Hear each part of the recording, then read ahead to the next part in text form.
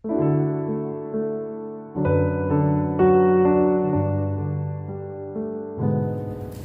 sidang jemaat Tuhan yang terkasih, kita bersyukur atas kasih Tuhan, bersyukur juga atas anugerah Tuhan.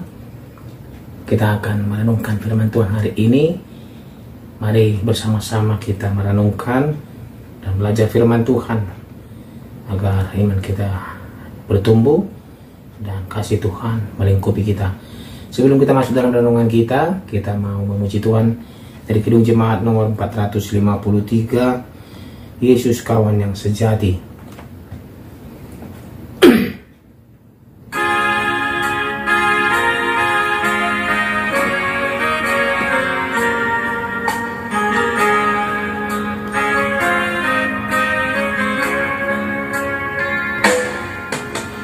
Yesus kawan yang sejati, bagi kita yang lemah, tiap hal boleh dibawa dalam doa padanya. Oh, betapa kita susah dan percuma berlelah bila kurang pasrah diri dalam doa padanya. Amin. Firman Tuhan untuk hari ini dari kitab Wahyu pasal 16 ayat 1 sampai ayat 11. Demikianlah firman Tuhan. Dan aku mendengar suara yang nyaring dari dalam bait suci berkata kepada ketujuh malaikat itu, pergilah dan tumpahkanlah ketujuh cawan murka Allah itu ke atas bumi.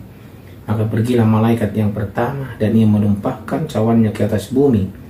Maka timbullah bisul yang jahat dan yang berbahaya pada semua orang yang memakai tanda dari binatang itu dan yang menyembah patungnya.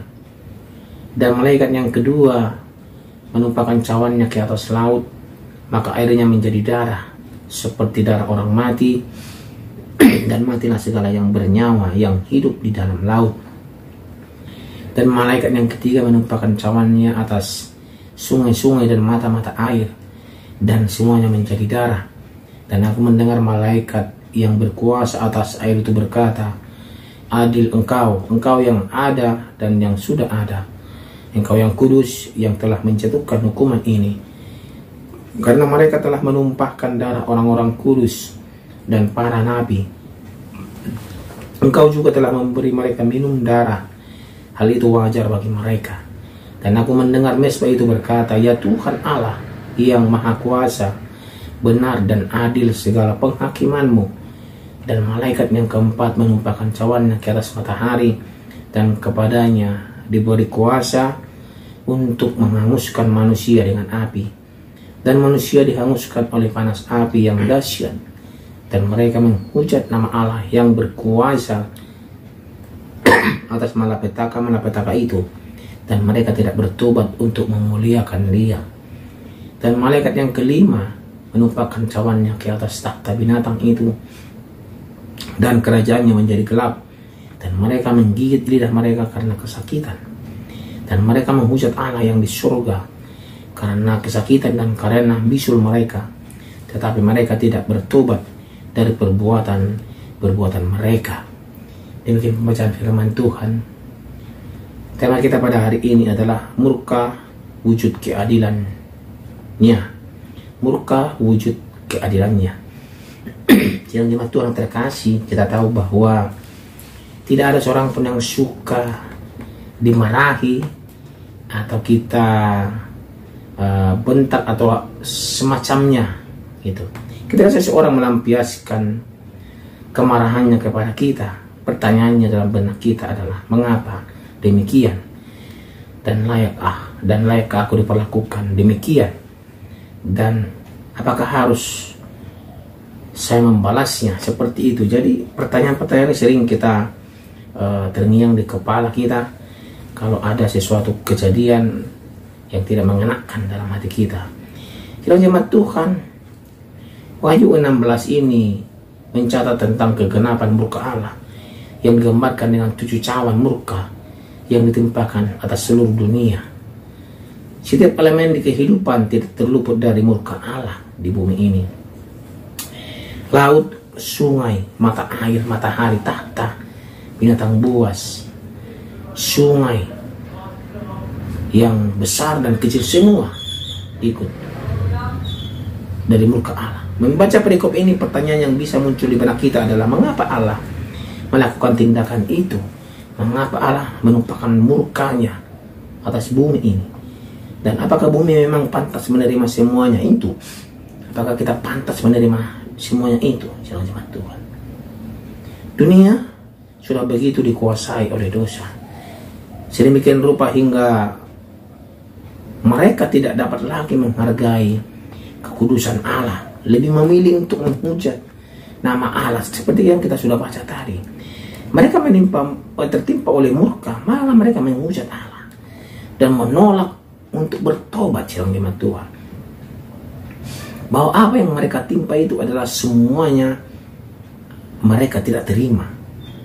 Murka yang dinyatakan Allah adalah wujud keadilannya atas dunia sebenarnya, karena Tuhan Allah adalah Maha yang adil, Maha bijaksana, Hakim yang luar biasa. Penghakiman yang dinyatakan Allah bukanlah tindakan sebenarnya balas dendam, bukan, melainkan tindakan kasih Allah kepada dunia ini, agar kita menyadari bahwa Tuhan Allah lebih berkuasa atas dunia ini dan hidup kita. Mengapa demikian? Itu dikatakan bukan karena balas dendam, karena Allah yang menciptakan dunia ini. Masa Tuhan Allah balas dendam kepada dunia ini? Karena Dia menciptakan dunia ini. Itu kalau kita berpikir secara logika pun tidak mungkin. Tindakan Allah memiliki maksud supaya dunia berkarya untuk memuliakan Allah, bukan memuliakan diri kita pribadi. Namun alih-alih memuliakan Allah, manusia dalam keberdosaannya malah mencoba untuk memuliakan diri mereka sendiri, karena mereka merasa diri mereka hebat. Manusia membangun kerajaan bagi kemuliaannya sendiri, membangun benteng-benteng, membangun kesombongan, membangun keserakan dan segala macamnya. Maka Allah menghadirkan keadilan dengan menumpahkan cawan itu, dengan berupa cawan itu, dengan simbol cawan itu, supaya manusia mendapat balasan setimpal dengan tindakan mereka terhadap Allah. Ia mengingatkan kita bahwa manusia adalah ciptaannya yang diciptakan untuk sebuah maksud, yakni memuliakannya. Kita diciptakan untuk memuliakan Allah, bukan untuk memuliakan diri kita sendiri. Bahwa kita adalah cerminan Allah, gambar daripada Allah. Ya, berarti kita harus memancarkan kasih Allah dan memuliakan Allah. Dan bahwa setiap pikiran, perkataan, dan tindakan kita seharusnya dilandasi maksud untuk memuliakan Allah, bukan untuk memuliakan yang lain. Sedang jemaat Tuhan, kitab Wahyu bukanlah catatan untuk membuat kita makin jauh dari Tuhan, melainkan sebuah kitab yang justru memanggil kita kembali pulang ke rumah Bapa yang kekal dengan cara bertobat kepadanya. Cara untuk memuliakan Allah adalah dengan mengakui karya Allah dalam kehidupan kita, dan biarlah segala sesuatu yang Tuhan berikan kepada kita, baik itu berkat, baik itu murka, itu semuanya adalah wujud keadilannya. Murka, wujud keadilannya. Mengapa Tuhan seperti tadi menumpahkan murka itu? Karena Tuhan mau menyadarkan manusia bahwa yang menciptakan mereka ada semua pemberian adalah anugerah Allah. Ya, jangan sampai kita memegahkan diri kita sendiri, melainkan kita mau memegahkan Allah dalam kehidupan kita dan melandaskan semua dalam kehidupan kita berdasarkan daripada Tuhan Allah. Ya, Tuhan mau mengingatkan kita bahwa Dunia ini diciptakan untuk kebaikannya. Kita diciptakan untuk kebaikannya, untuk memuliakan Dia, bukan untuk memuliakan kehidupan kita pribadi. Dan saya yakin dan percaya sidang jemaat Tuhan, lewat ini kita belajar bagaimana murka Tuhan itu wujud dari keberdosaan kita. Murka Tuhan itu ada karena kita sudah menjauh dari Tuhan. Dan murka itu mengingatkan kita bahwa Tuhan Allah ingin kita kembali kepadanya dan bertobat, bukan malah menghujat Dia. Ya, biarlah firman Tuhan ini, renungan hari ini menyadarkan kita, memberikan berkat yang luar biasa untuk kita, bahwa Tuhan Allah yang patut dimuliakan dalam kehidupan kita. Amin. Kita berdoa, terima kasih ya Tuhan. Kami tahu murka-Mu menyala-nyala untuk dunia ini, karena dunia ini makin berdosa ya Tuhan. Kami makin berdosa. Lewat murka-Mu kami diingatkan bahwa Tuhan Allah yang layak disembah dan dimuliakan dalam kehidupan kami, bukan diri kami yang kami banggakan, tetapi biarlah Tuhan Allah yang selalu mengusahakan pikiran kami, mengarahkan kami, memampukan kami untuk menghadapi segala sesuatu dalam kehidupan kami ini. Terima kasih untuk firman-Mu hari ini ya Tuhan. Dalam nama Tuhan Yesus Kristus kami berdoa. Amin. Yesus kawan yang sejati bagi kita yang lemah. Tiap hal boleh dibawa dalam doa padanya.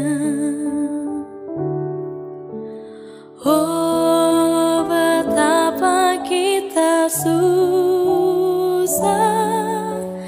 dan percuma berlelah bila kurang pasrah diri dalam doa.